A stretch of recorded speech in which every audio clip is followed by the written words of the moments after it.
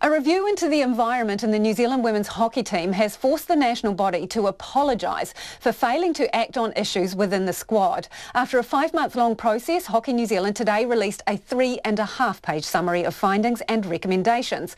It says informal concerns were not taken seriously enough, while around 70% of past and present players interviewed reported concerns about a negative team environment. With no specific details or examples provided in the summary about what that negative environment looks like, sports reporter Clay Wilson asked Hockey NZ board chair Mike Bignell if he would elaborate. Yeah, look, it is a very broad term, and Maria, in fact, when she has undertaken the review, has been very careful to ensure that the confidentiality of anyone who spoke to her. So the report does not have significant specific examples on a blow-by-blow basis of what had happened. That is not what the purpose of the report was. So we still don't know who came forward, what they said, or even an individual level, and that wasn't the focus of what the review was. The review was what they said seemed relevant. Well, again, no. What was relevant is that we had to undertake a review to understand what was going on, what we didn't know, and what we have found is that there are some serious concerns of players. Confidentiality was constantly used as a reason for a startling lack of detail or information given by officials. That included the reason the Players and Players Association had been given a redacted version of the full report seen by the Hockey NZ board. Players Association representative Heath Mills admitted they didn't agree with the decision to keep the details of the full report so closely guarded. Yes, that's where we have a different position in Hockey New Zealand, which we've conveyed to them. We do believe that anyone who participated in the review, current or past players, have really gone out on a limb to do so, and that they should have access to the Maria Dew review and the outcomes of it.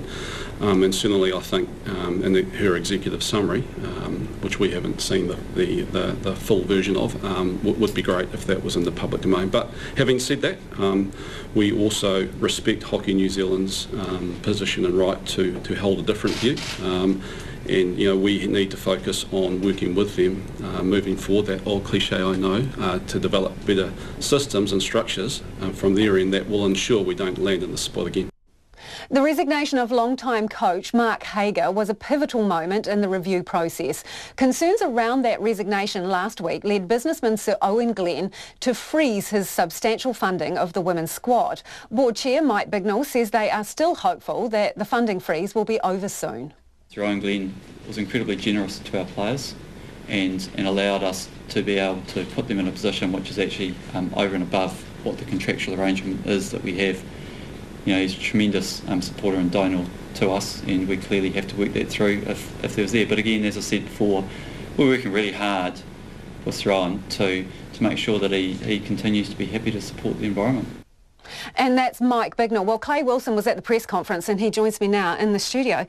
It seems remarkable that you had no specific details of what they found and 4 pages worth of information. Do we know how big the original report was? No, we have no idea, but this is a 5-month-long investigation or a review, and we've been given a 3.5-page summary of the findings. So the fact there's no mention of Mark Hager perhaps isn't so surprising given the briefness of the review. And he was such a central figure in this. Of course, he was the coach of the team, and perhaps the reason behind the negative team environment, well, those are the allegations, but we don't know anything about whether those allegations or how they were substantiated because there's no detail provided around that.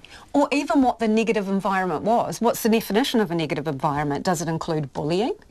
Yeah, Do we know? Well, as people may have heard there, I specifically asked Mike Bignell for some specific examples, but yet again, as they did many times throughout this afternoon's press conference, confidentiality was used where it would seem to myself and perhaps some others there who were frustrated by some of the answers that confidentiality didn't apply to all circumstances. Of course, this is a review and that people's identities have to be protected, but such a stark lack of detail really was shocking.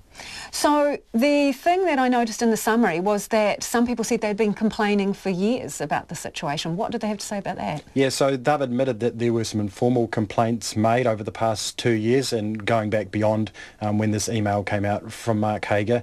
And they admit that they didn't act appropriately on them, and some of the changes that have been recommended are around that and making sure that things are acted on at the time. I think they say that the concerns they felt that came from a small number of players, and they felt that the majority of players were happy, and they weren't such serious concerns to be investigated. But obviously the feedback from the review suggests otherwise. Yeah, the feedback from the review found, I think, 70% of the players they interviewed felt that it was a negative environment, which says 30% didn't think it was a negative environment. To be fair to Mark Hager, this team went to the Commonwealth Games and did well. Well, it's this balance we're constantly, I guess, working with now. We go back to the cycling, the football reviews. It's performance versus player welfare. And player welfare, the balance is swinging quite quickly towards player welfare. And a lot of people would argue it did need to. But it's where does you sit on that balance? And Mark Hager, no doubt, was successful. Like you say, a gold at the Commonwealth Games. He took the team from 10th in the world to the top 3.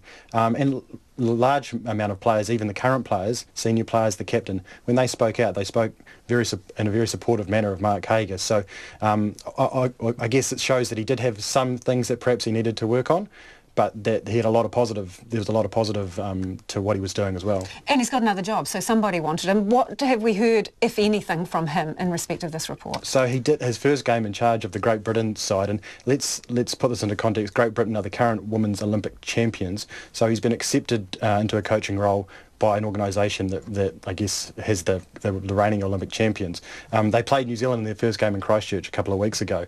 He did speak about it then, but I think Mark Hager is more the type of person, he wants to perhaps move on and put this behind him. It was a tough process for him and his coaching to be so, and his character, I guess, to be so closely scrutinised. So he really, I think he just sort of admitted that it had been tough, and he really wanted to move forward with his career. Before you go, the big takeaway, the big thing that they're going to do as a result of this report is what? A lot of it's around HR, bringing HR people on board and making sure these things are more closely monitored, and also giving the players more say, bringing them in. They actually told the players this morning and said there was informal discussions with the players this morning about what can be done to improve some of these things. So it sounds like the players are going to get much more of a say and be informed about how, if they do have concerns, how they can raise them and I guess trust that they're going to be acted on. And more to come as to whether Owen Glenn's still going to stump up his $2 million. Yeah, we still don't know, so we'll wait and see with that one. Thank you, Clay. Clay Wilson there reporting on the Hockey New Zealand report.